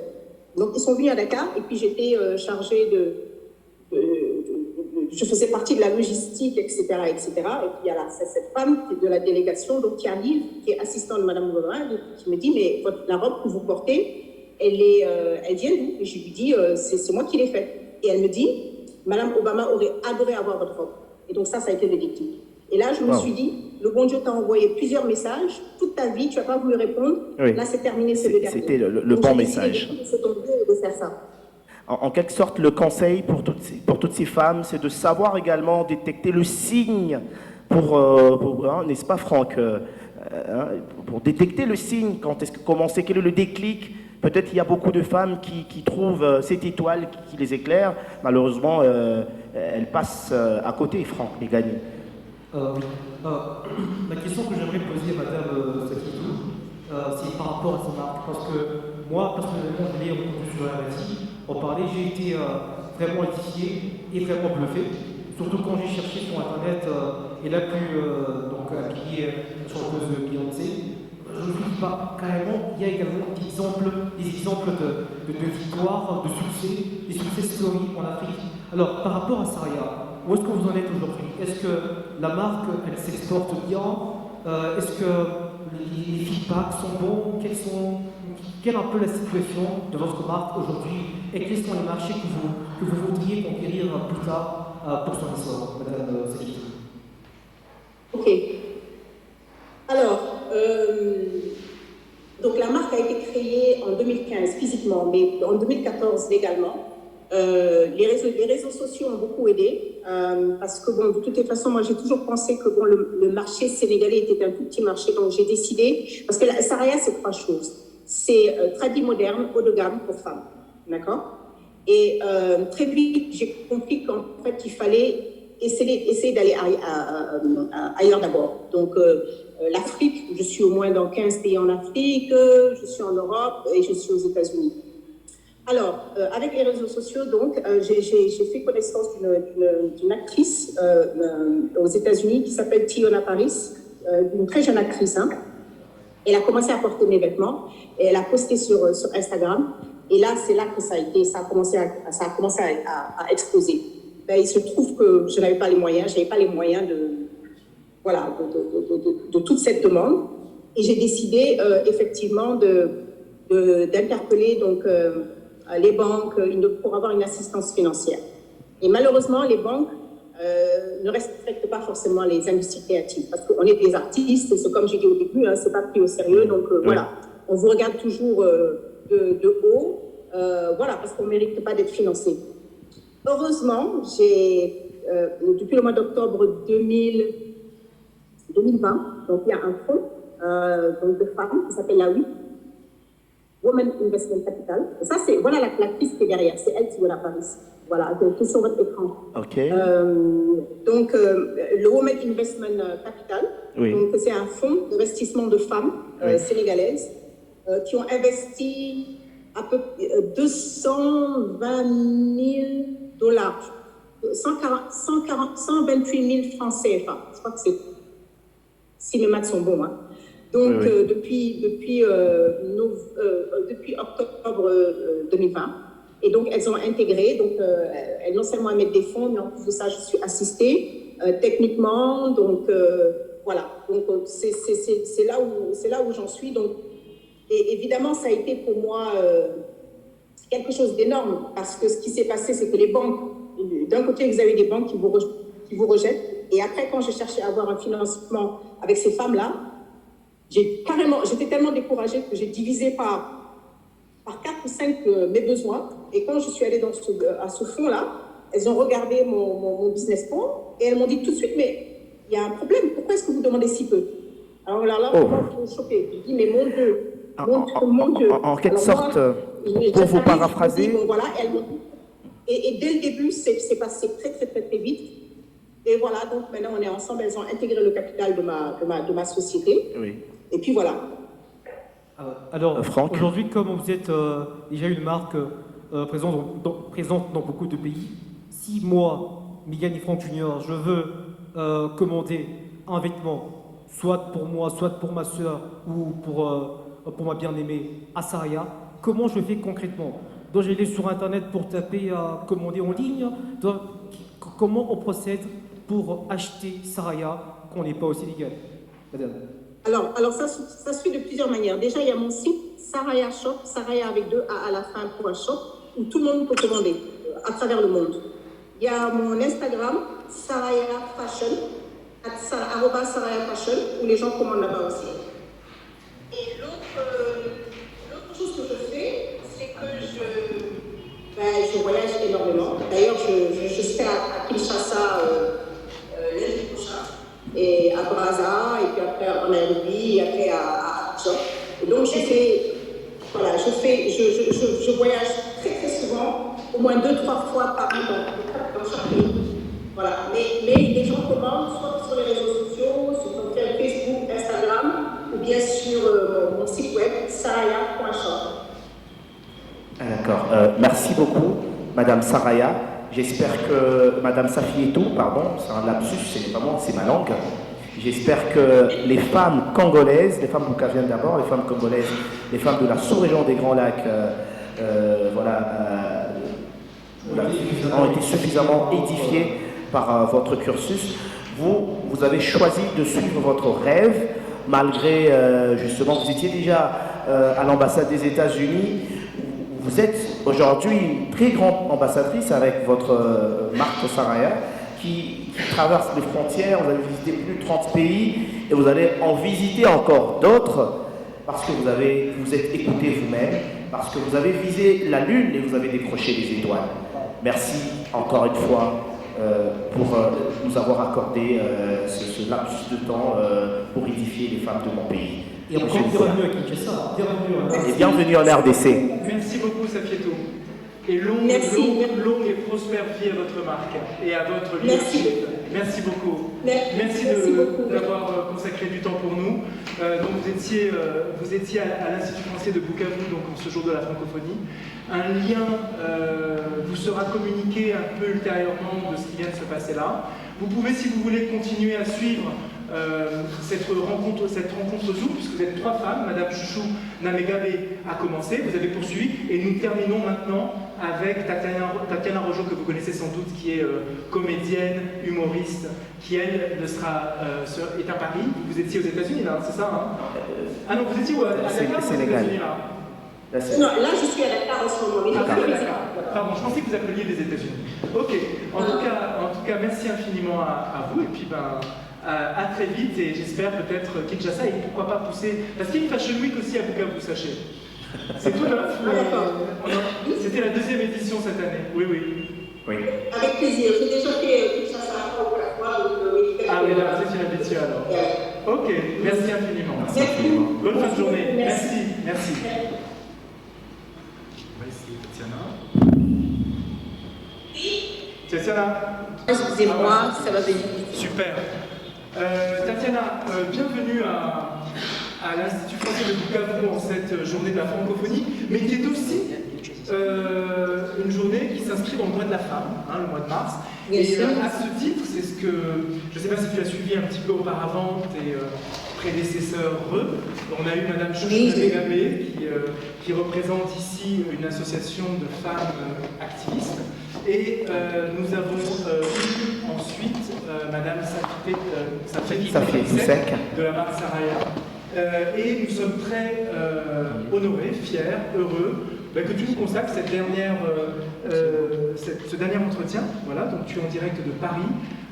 Tu me disais tout à l'heure que tu souffrais un peu avec le Covid parce que tu es comédienne, et par définition une comédienne, tu fais du cinéma, mais tu fais aussi surtout de la scène. Exactement, c'est ma première passion. Et Covid, en France, en Europe de l'Ouest notamment, depuis 1 an, personne ne peut faire de scène, et tu en souffres pas mal. J'en souffre pas mal. Oui. Alors donc, qu'est-ce que tu as fait? Tu as fait un théâtre chez toi, c'est ça? Et tu te filmes? Exactement. J'ai transformé ma maison en théâtre. Je vous montre un tout petit peu. Là, on n'a pas terminé parce que c'est demain. Il y a une vie après le théâtre. Donc, vous voyez, on a mis des projecteurs. Je ne sais pas si vous arrivez à voir, mais derrière, il y a le fond noir. Oui. On enlèvera la table. Voilà. On fait avec les moyens de bord, parce que le théâtre doit continuer. Le théâtre a besoin d'être là, surtout dans cette période de Covid. Donc, je joue tous les dimanches à 19h. C'est ça. Et je suis très enchantée. Oui, à partir de chez moi. Il faut savoir qu'il y a 600 personnes qui sont connectées tous les dimanches. Vous savez, je devais faire une tournée en Côte d'Ivoire, au Gabon et au Sénégal, mais malheureusement, mon époux a eu un problème, un accident de moto. Donc, on a décidé de faire le théâtre à la maison. On est content parce que aujourd'hui, grâce à cette petite fenêtre qui est Internet, on arrive à voir plein de gens qui sont connectés, plein de gens qui n'allaient pas au théâtre et qui découvrent un spectacle à la maison sans Covid. Tu vois, moi, j'ai la solution à tout. Moi, je sais pas s'il faut répondre à une question, mais si c'est pour parler de mon expérience, je peux vous dire que voilà, je suis une comédienne née qui a grandi en Côte d'Ivoire, à San Pedro. Surtout, à San Pedro, c'est une petite ville au bord de la mer et une ville portuaire au sud-ouest. Et j'ai eu le coup de foudre pour le théâtre dès le plus jeune âge, à l'âge de 8 ans. Et à l'âge de 8 ans, j'ai dit je serai comédienne. Pourquoi? Parce que j'allais imiter mes parents. J'allais imiter mon peuple. Bon, imiter, c'est un grand mot. Vous savez, les Ivoiriens, nous sommes forts. On a des proverbes imagés. Oui, et il faut savoir que je suis née en France, c'est vrai, et à 8 ans, on est rentré en Côte d'Ivoire. Donc, j'ai découvert un continent plein de vie, plein d'espoir, plein de foi. Et j'ai dit, quand je serai plus grande, je vais les transposer en Europe, dans le monde entier, pour parler de cette vie. De ces gens qui continuent à croire, à vivre. Et grâce au théâtre, j'ai pu le faire. Le théâtre, pour moi, a été un exutoire parce que j'ai pu parler de mon quotidien, et aussi avec la poésie. Et à 8 ans, j'ai commencé, j'ai eu mon bac. J'ai fait l'INSAC, c'est l'Institut de l'Art en Côte d'Ivoire, et j'ai décidé de venir en France. Et de fil en aiguille, écoutez, aujourd'hui, j'ai 30 films au compteur, et je fais un spectacle aujourd'hui qui parle de ma petite maman. J'ai perdu ma mère il y a 5-6 ans. Et je fais un spectacle qui s'appelle Amoutati, la Dame de Fer. Amoutati, la Dame de Fer a fait une centaine de villes. C'est l'histoire d'une mère qui élève seule ses filles du côté d'un des plus grands bidonvilles où j'ai grandi, à San Pedro. Et elle arrive à élever ses enfants avec des aubergines et du manioc et avec la foi. Et ces enfants sont dans les 4 coins du monde grâce à ce théâtre. Grâce au théâtre, j'ai pu continuer à parler de ma petite maman. Et bon, le Covid m'a bloqué. D'habitude, je suis très loin, je suis en 4 avions. Mais bon, on est calé, comme on dit en Côte d'Ivoire, c'est pas grave. Nous, on a les médicaments de Diokadio ici. Donc, le Covid ne nous touche pas trop. Diokadio, c'est le palu en Côte d'Ivoire. C'est le palu, le terme plus courant. Et qu'est-ce que je peux vous dire? Je peux vous dire que si j'ai joué dans une trentaine de films, bon, j'ai joué dans des grands films, dans les films comme Qu'est-ce qu'on a fait au bon Dieu, Le crocodile du Botswana. Vous avez des questions parce qu'on est un peu décalé souvent? Oui, non, ça va. Non, ça va. Voilà. J'ai été impressionné par le nombre de films cinématographiques, en fait. Ah oui, mais parce que je viens de Côte d'Ivoire. Non, c'est pas ça, c'est que je suis une passionnée de théâtre, avant tout, et je le dis aux jeunes, la base d'un bon comédien, c'est au théâtre. La dramaturgie, tout ça, la base, il faut le faire au théâtre. Et après, au cinéma, c'est très, très simple.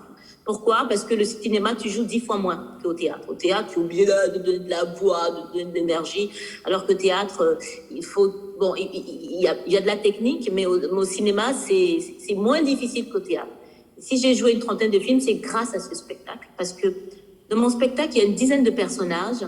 Et dans cette dizaine de personnages, c'est une carte de visite. C'est moi qui joue les 10 personnages. J'ai plusieurs personnes dans ma tête, excusez-moi, mais c'est comme ça.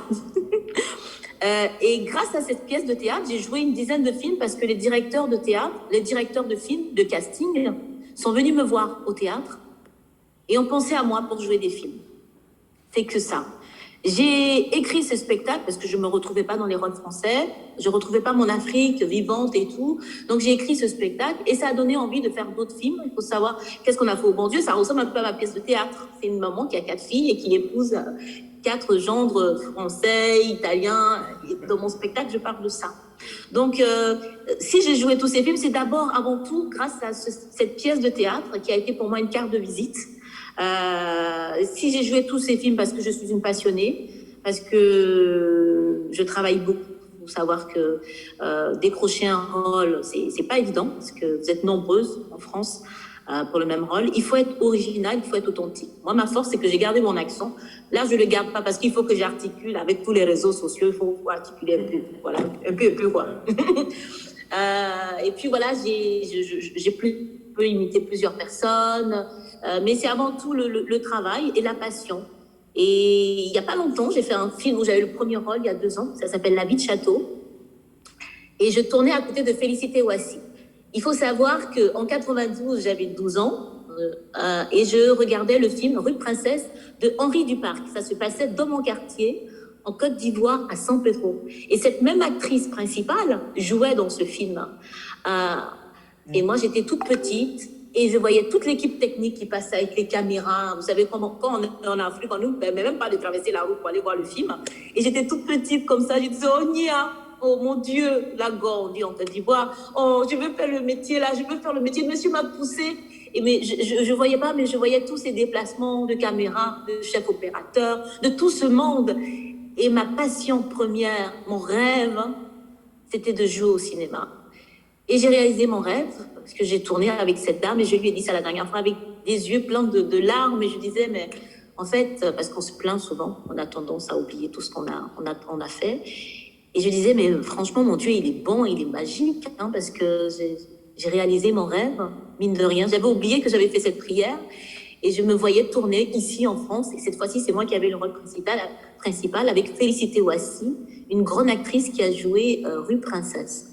Donc, c'est un métier fou, parce qu'il faut savoir qu'en Côte d'Ivoire, il n'y a pas grand-chose pour faire le théâtre, hein, ni le cinéma. Je suis d'une famille pauvre, donc il y avait l'Alliance française, mais l'Alliance française, il fallait avoir déjà un spectacle. C'était vraiment pas évident de faire ce métier. Mais moi, j'ai eu beaucoup de foi. J'ai participé à la troupe de théâtre de mon lycée. J'ai eu de la chance de participer au Théâtre National en Côte d'Ivoire. Donc, j'ai eu le prix de la meilleure comédienne à 12 ans parce que j'interprétais le rôle de Paul Akatoyaou, le rôle des Tisserands. Et grâce à ça, j'ai eu une lettre du ministre pour faire un stage en France et je suis restée. Et j'ai continué ma passion parce que je suis une passionnée, parce que j'aime beaucoup le travail. Et puis, si je ne fais pas le théâtre, je ne vis plus, quoi. Tatiana, je te coupe, excuse-moi. Il y a une question, je me rends compte qu'on n'a posée à aucune de nos invités, alors que c'est quand même aussi l'un des sujets qui nous rassemble aujourd'hui. Qu'est-ce que pour toi, alors tu es francophone, peut-être pas d'ailleurs seulement francophone, je ne sais pas quelle langue, tu m'entends, Tatiana? Oui, Voilà, être une artiste francophone, ou être tout simplement une francophone, est-ce que c'est quelque chose qui compte pour toi? Est-ce que tu vis cette langue française qui rassemble pas mal de pays dans le monde de façon, je dirais, je ne sais pas ce que tu y penses, ou est-ce que voilà, le français c'est ta langue, point. La francophonie pour toi, c'est important? C'est le plus important. Et surtout, avec la francophonie, on peut vraiment s'amuser. Moi, je parle le français, mais je parle le louchi. Le louchi, c'est on dit quoi? Le louchi, oui. C'est en décalé, c'est un mélange de tout la langue des commerçants et du français. Et voilà, pourquoi me prendre dans des films? La plupart du temps, je parle en louchi. Mais c'est du français. Et oui, la langue française, elle rassemble. La langue française, en tout cas, moi, je le prends avec mon accent. Donc, c'est un peu plus chatoyant. Et qu'est-ce qu'on peut s'éclater grâce à la francophonie? Donc oui, la langue française, elle est importante, je le dis dans mon spectacle. Dans le spectacle, c'est en français, il y a l'accent québécois, parce que je rends hommage aussi au Québec, qui parle le français avec l'accent québécois, mais c'est toujours tout à temps des Français. Donc du coup, oui, la francophonie est super importante, et la langue de Molière, langue vie à la langue de Molière. Et ce qui est beau, c'est de mélanger cette langue de Molière avec d'autres langues africaines, mais on est toujours dans du français, et c'est super intéressant. Donc oui, très, très, très fière de faire partie de la francophonie. Et on allait faire comme on y a tous les ethnies qu'on a là. Et voilà, Franck, une question... Tatiana, tu as parlé d'un parcours vraiment phénoménal. En tout cas, personnellement, je ne le savais pas. Que tu as joué dans autant de films, que tu as fait autant de travail, en tout cas tu l'as si bien illustré. Alors, jusqu'à présent, quel a été le temps fort de ta carrière? Quand tu t'es dit, voilà, tu as sauté de joie, j'ai enfin mon rêve à portée de main, Tatiana. En quelque sorte... Excusez-moi, je n'entends pas très bien, j'ai pas bien entendu la question, le son avec le micro est un peu brouillon, mais si je récapitule... Je demandais... Ah, le temps fort de ma carrière? Oui, le temps fort de ma carrière, c'est Dambé. J'ai eu le prix de la meilleure comédienne en 2016 au Canada. Et c'est Dambé la tête haute. Quand j'ai reçu ce prix, c'était c'était un hommage à ma petite maman parce que Dambé la tête haute est l'histoire d'une mère qui se bat au tribunal pour avoir gain de cause et elle gagne son procès. Et ma mère s'est beaucoup battue pour nous élever et c'était une manière de la rendre hommage. Donc quand j'ai eu mon prix au Canada, je me suis sentie, comment dirais-je, apte, crédible dans ce métier. Et aussi quand j'ai eu le prix de la meilleure, j'ai été récompensée par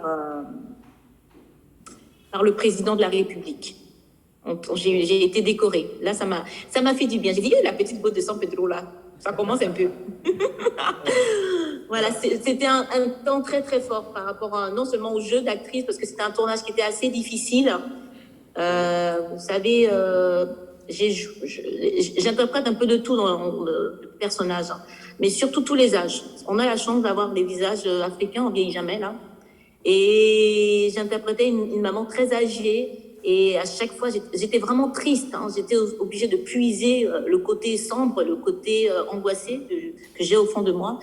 Et mon fils à un moment il a dit, maman, mais qu'est-ce qui se passe, c'est encore en deuil, tu penses à mamie? Je dis non, et il fallait que je me recoiffe, je me remaquille pour sortir du personnage, parce que c'est très très dur des fois de sortir d'un personnage qu'on vit passionnément et qu'on vit, autant pour moi, intensément et que le tournage est long.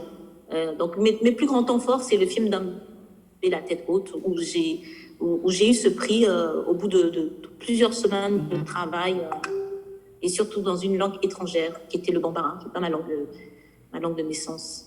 Alors, voilà. Alors, Madame Tatiana, ma question un peu juxtaposée à celle de Franck. Alors, si vous voulez savoir le déclic, vous avez commencé par le théâtre. Vous aviez une certaine adresse. Alors pour toutes ces femmes qui nous écoutent aujourd'hui et qui vont continuer à nous écouter, quel est le moment où vous avez senti que voilà, vous l'avez eu comme un peu le bac, on est écolier, voilà, on est dans le cursus scolaire et voilà, on a le diplôme, on a le bac, voilà. C'était à quelle étape au juste? C'était quand vous étiez encore dans les théâtres rudimentaires? Oui. J'ai eu, on va dire, plusieurs déclics à plusieurs moments de ma vie. Ah d'accord, oui. On va laisser le déclic de l'enfance parce que des fois les parents nous applaudissent pour nous faire plaisir. Mais oui, pour nous faire plaisir, les tantis, en Afrique on est très gentils, on dit c'est bien, mais voilà, on n'y croit pas forcément. Oui. Moi, mon déclic pour le théâtre et le cinéma, parce que ça s'est fait en même temps, je suis allée jouer un 14 décembre 2008, 14 février 2008, c'était la Saint-Valentin, pendant que tout le monde était amoureux. Moi, j'ai décidé de monter sur scène et de raconter la vie de ma petite maman pieds nus, avec personne comme amie, parce que je connais mes copines, ce sont des moqueuses. Donc, je suis allée jouer dans une salle où je ne connaissais personne. C'était une soirée ivoirienne. Il faut savoir que les Ivoiriens, comme ils sont très drôles, ils sont très difficiles en public parfois. Donc, je me suis dit, si j'arrive à les faire rire, c'est pas mauvais. Alors, le 14 février 2009, je suis montée sur scène et j'ai fait rire toute la salle et c'était en standing ovation. Et là, je me suis dit, Nati, tu peux essayer. Il faut savoir que moi, j'ai eu des enfants très tôt. J'ai eu des enfants à 19 ans et à 20 ans. Donc, il y a eu un break dans ma carrière. Il y a un moment où je me suis dit, bon, Nati, tu as des enfants. Il va falloir que tu fasses un boulot, comme on dit en Côte d'Ivoire, un jossi comme tout le monde, pour te nourrir, parce que tu as fait tes enfants tôt, il faut bien vivre. Mais j'ai fait plein de petits boulots, en restauration, en hôtellerie, mais j'avais toujours ma passion dans ma tête. J'avais toujours ma passion au fond de moi. Je lisais beaucoup, je participais à pas mal de pièces de théâtre pour amateurs, certes, mais j'y allais. Et de fil en aiguille, quand j'ai créé mon spectacle, les gens ont pensé à moi. La seule chose que je peux dire à la jeunesse, c'est de créer. D'oser créer, d'oser se tremper. Attendez, je ne sais pas ce que j'ai fait. Bon, ça va. D'oser se tremper, d'oser crier, de faire la base. La base, c'est le théâtre. Le théâtre, tu peux le faire à l'intérieur de l'école. Même à l'école primaire, il y a des petites pièces de théâtre. Au catéchisme, moi, ma première pièce de théâtre, c'était au catéchisme. Je faisais lundi et je dormais tous les jours. Ma mère a dit, mais tu as joué, pareil, toi-même, tu aimes dormir tous les jours, sinon tu n'as pas joué. Bref. Et au lycée, il y a souvent des pièces de théâtre qui se font. Et c'est au fil... Moi, je me suis fait... On se moquait de moi du matin au soir. Hein. Les Ivoiriens, on ne fait que rire, de toute façon. mais je n'écoutais pas les gens. Dans la vie, là, chacun est né avec sa chance. Donc, je continuais. C'est vrai que le théâtre est vraiment négligé, alors que le théâtre raconte des faits de société. La construction dramaturgique, elle est très importante. J'ai oublié de vous dire, moi, je suis très fière de moi. Pourquoi? Parce que j'ai 2 manuels qui étudient la Dame de Fer. Dans toutes les classes de première et de seconde, dans les éditions Nathan, toutes les écoles françaises étudient le texte de la Dame de Fer. Oui. Et ça, pour moi, c'est une grande fierté. Je ne sais pas, je vais chercher les livres là, mais la Dame de Fer dit rien c'est pas un gros français comme on dit. Elle dit, je vends des aubergines et des tubercules de manioc sur le marché d'Adiamé ici en Côte d'Ivoire. Moi, je suis une femme de prière, ma vie, c'est Dieu. C'est juste qu'avec ce texte que les gens étudient, mais il y a peut-être 4 pages où on explique la Dame de Fer, où on demande de développer ce texte. Donc, avec peu de moyens, on peut faire de grandes choses. Il faut avoir la passion, il faut avoir le travail, il faut s'étonner de tout, il faut chercher, c'est-à-dire chercher à créer, se retrouver toujours en groupe, essayer de s'améliorer. Aujourd'hui, avec les réseaux sociaux, il y a du bon comme il y a du mauvais, mais il y a beaucoup de bon. On peut prendre des cours de théâtre à distance. Donc, avec la mondialisation, je pense qu'aujourd'hui, il y a plus de chances pour les jeunes. Moi, à mon époque, j'avais pas Internet. J'avais même pas d'eau ni de courant, pour vous dire. Voilà. Tatiana, merci. Merci infiniment pour ta participation à notre journée de la francophonie et mois de la femme. On va tâcher de te suivre, on va partager ton adresse Instagram et autres. Non, voilà. Facebook, c'est sur Facebook qu'on peut te voir. Je suis sur Facebook, Amoutati. Amoutati, c'est ça. Amoutati. Certifié. Amoutati. C'est comme amour, mais il n'y a pas R. Amoutati, mais certifié. Oui. Amoutati. Bon, Tatiana, c'était un plaisir. Merci infiniment. On est ensemble. Et que ce Covid nous laisse tranquille. Vous parlez déjà lingala. Je parle lingala un peu. En tout cas, je suivrai votre spectacle le dimanche. En tout cas, je serai là, scotché devant mon Facebook, en train de vous suivre. Voilà. Merci beaucoup. C'est très très bien. On ferait bien rire un peu. À bientôt et merci beaucoup. À bientôt. Au revoir. Bye bye, ciao. Bye bye. Alors, voilà. C'était les 3 figures de proue qu'on devait présenter par visioconférence. Comme le temps, nous avons épuisé notre temps, notre enveloppe de temps. On va finir, Nicolas, par une chanson d'ensemble, qui va des petits extraits des différents pays de musique. On va essayer de trémousser et on va finir cette journée de la francophonie amalgamée à celle de parce que en termes de timing, il est déjà 17h30. Nous n'aimerons pas, n'est-ce pas, abuser de la patience et de nos invités, de nos spectateurs. Alors, oui. Juste pour rappeler, en fait, la chanson célèbre un peu la francophonie. Donc on essaie un peu de prendre des extraits des pays, ça et là, en Asie, en Afrique. Donc il y aura un morceau de RDC, de Côte d'Ivoire, du Liban, du Québec. Donc on essaie un peu de fêter la francophonie dans sa diversité avec des artistes phares qui ont marqué l'histoire de la musique. Donc les extraits, ça sera un medley, et on espère que ça pourra vous plaire et que vous pourrez vous trémousser et fêter avec nous la francophonie et les femmes battantes qui changent le monde aujourd'hui. Et voilà, on appelle sur scène Ignace et Corinne. Bienvenue.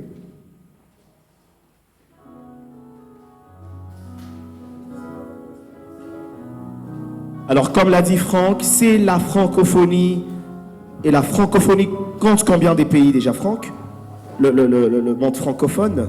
Je crois on en est à 84, si je ne me trompe pas. La francophonie, des pays qui adhèrent. Et voilà. Et aujourd'hui, on va tout simplement, n'est-ce pas, prendre quelques petits extraits des musiques populaires que vous connaissez, la francophonie, avec des pays francophones, des artistes des pays francophones, avec Corinne, le pianiste Tony et Maître Ignace. C'est parti. Suspense.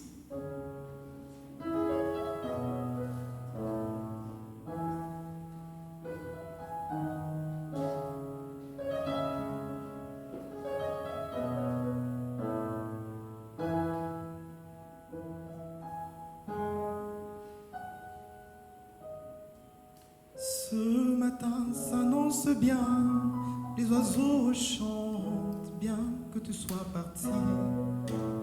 Et ton rire dans les nuages s'est envolé, mais cacotique et langam d'un bel souvenir. De temps en temps, Atana Mosika, Tolingaka toujours kakanganaye. Car je l'ai laissé se blottir contre moi. Je fais le dé sans pouvoir oublier. Comme le soleil, tu m'as ébloui les yeux. Le froid me brûle. Regarde-moi maintenant. Si ton cœur, si tu l'emportes ailleurs, même si dans tes danses, notre danse des heures, j'irai chercher ton âme, comme le froid dans les flammes, je te jetterai le sort pour que tu m'aimes encore, je ferai des langages pour chanter tes louanges, je ferai nos bagages, des vendanges, des formules magiques de marabout d'Afrique, je dirai sans remords.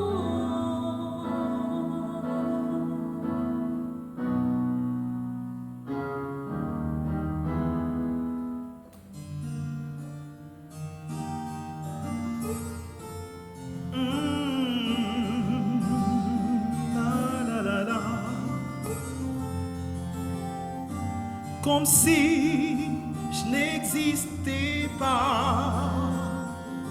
Elle est passée à côté de moi,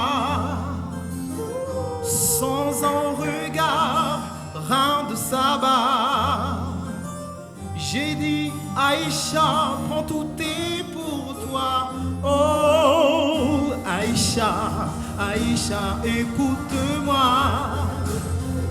Aïcha, Aïcha, t'en vas pas. Oh, Aïcha, Aïcha, regarde-moi. Aïcha, Aïcha, réponds-moi. Oh, oh, Aïcha, Aïcha, écoutez-moi. Aïcha, t'en vas pas. Oh, Aïcha, Aïcha, regarde-moi. Aïcha, Aïcha, réponds-moi. Laissons parler les gens. Laissons parler les gens. Moi je viens d'Afrique, tu viens d'ailleurs. Et alors? Moi je vis ailleurs. Et alors? Et alors? Tu du mal sur vos hommes et leurs valeurs. On s'en fout. Laisse parler les gens. Laisse parler les gens. Laissons parler les gens. Laisse parler les gens. 1. La francophonie. Mixture, miscégenation, plusieurs nations, plusieurs pays. Ah oui.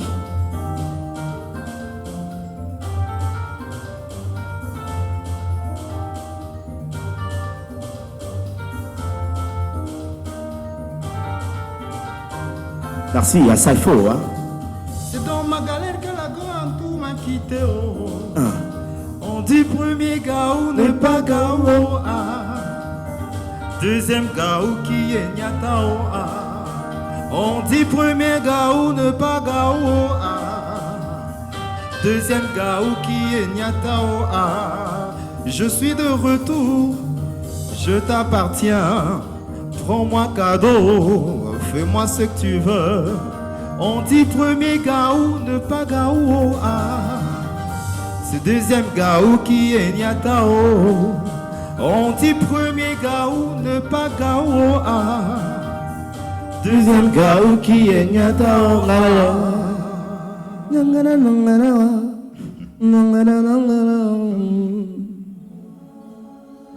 Merci, merci, merci, merci beaucoup. Merci beaucoup pour ce soir. La francophonie, mixture, union de plusieurs pays, de plusieurs nationalités. Nous sommes tous réunis autour de la même langue, autour de la même pensée, autour, n'est-ce pas, du même idéal tout simplement. Bon mois de la femme, on espère qu'elle sera encore plus intègre à Wivine, Corinne, à toutes les femmes de Bukavu, de l'RDC, du Sud Kivu, de tous les pays francophones. On vous souhaite d'aller de l'avant. Fondation Clé de Connaissance et Cohésion Grand Lac et l'Institut français de Bukavu. On vous remercie.